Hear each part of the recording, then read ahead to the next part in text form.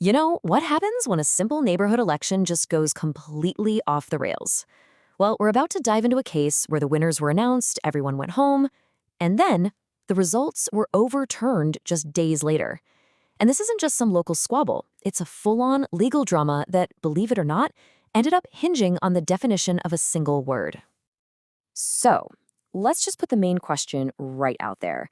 Imagine this. An election happens, the winners are announced, the meeting is over. But then, less than 48 hours later, the board just flips the results and declares totally new winners. The question is, can they even do that? Is that legal? Let's find out. All right, so picture this. It's March 18th, 2017. We're at the annual meeting for the Desert Ranch Homeowners Association. The big item on the agenda? Electing 2 new board members. Seems totally routine, right? But what happened next was anything but. It is absolutely wild how fast this all fell apart.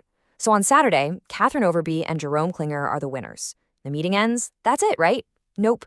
Immediately after, a board member, Patrick Rice, starts raising some red flags. By the very next day, a losing candidate emails the board asking for a do-over. And then get this, just 2 days after the vote, the board president emails everyone and says the election is contested and then announces completely new winners, a total 180 in just 48 hours. And this right here, this is the email that made it all official. See, while one board member had already been talking behind the scenes, this email from the losing candidate, Mr. Schaffler, formally put the board on notice. It really kicked off the whole investigation that followed.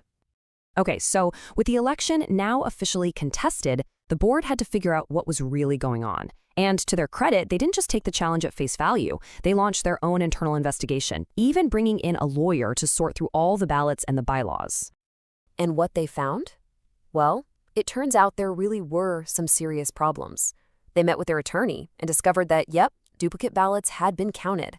An improper proxy vote got thrown in there too. So once they took out all the bad ballots, the result was a tie between one of the original winners, Jerome Klinger, and the challenger, Brian Schofler. To break the tie, they held a runoff election about a month later. And this time, Mr. Schofler won. So, case closed, right? Ha! Not even close. This is where our petitioner, a homeowner named Tom Barrs, steps into the picture. He's looking at what the board did, overturning an election after it was called, and he's thinking, no way. They broke their own rules and they broke state law. So he didn't just complain, he filed a formal dispute with the state to challenge the whole thing. Mr. Barrs' case basically had 3 main pillars. First, and this was the big one, he said the board had zero right to investigate the election in the first place, because any objection had to be made during the meeting, not after. Second, he accused them of illegally destroying ballot envelopes. And third, he said they violated open meeting laws by holding these secret, unannounced meetings. So the case goes to an administrative law judge.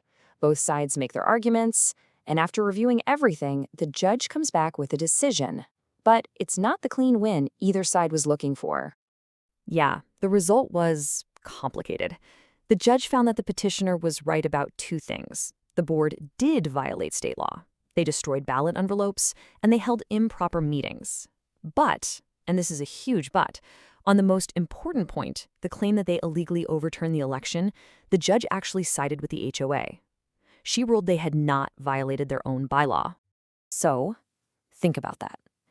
The petitioner proved the board broke 2 state laws, but he lost on his main argument. For him, this was far from over. That fundamental question, could the board just invalidate an election after it was officially over, was still the whole point. So he asks for a rehearing. And believe it or not, he got one. The rehearing was granted. But this time, the petitioner decided to go all in. He dropped the other 2 issues and decided to focus everything on his main claim. The entire complicated case now came down to how you interpret one single sentence in the HOA's bylaws. So what was it? What was the silver bullet? What was the one sentence that he believed proved without a doubt that the board had acted improperly right from the start? This is it. Bylaw 2.4. I mean, it seems pretty black and white, right? If you see a problem with the election, you have to say something at the meeting. If you don't, you lose your chance to complain forever. And nobody said a word before the meeting ended. So here's the petitioner's whole argument, and it's pretty straightforward. Board directors are homeowners too, which makes them members just like everybody else. And if they're members, then this rule applies to them. Since nobody, including any of the board directors, objected before the meeting was over, the results were final. Game over. You can't challenge it. It's a really solid, logical argument. And now we get to the final ruling. After hearing this super focused argument, the judge issued her decision. And the entire outcome didn't rest on what happened, but on the precise legal definition of the words in the community's own rulebook. Now, before we get to the verdict, you gotta understand the legal standard here. It's called preponderance of the evidence. It doesn't mean you have to prove your case beyond a reasonable doubt like in a criminal trial. It just means the petitioner had to convince the judge that his claim was more probably true than not. Basically, if the scales tip even slightly in your favor, just 51%, you win. And here is the aha moment. The judge went back and she read all of the HOA's governing documents, word for word. And what she found was that the documents were incredibly consistent. They always made a clear distinction between a member, which meant any homeowner, and a director, which specifically meant an elected board official. The two words were never ever used like they meant the same thing. And that single distinction changed everything.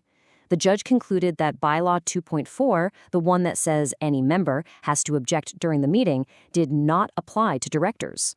The whole investigation started because a director, Mr. Rice, raised concerns right after the meeting.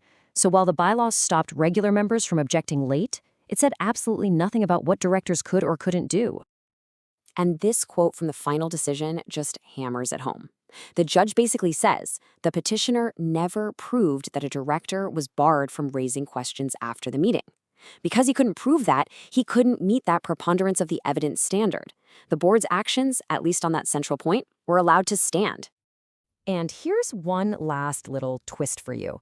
Remember those other two violations the board was definitely guilty of? Destroying records and holding secret meetings? Well, because the petitioner dropped those issues in the rehearing to focus only on the election result, the final order assessed 0 penalties. Nothing. So what's the big lesson here? It's that in the world of bylaws, contracts, and legal fights, words matter a lot.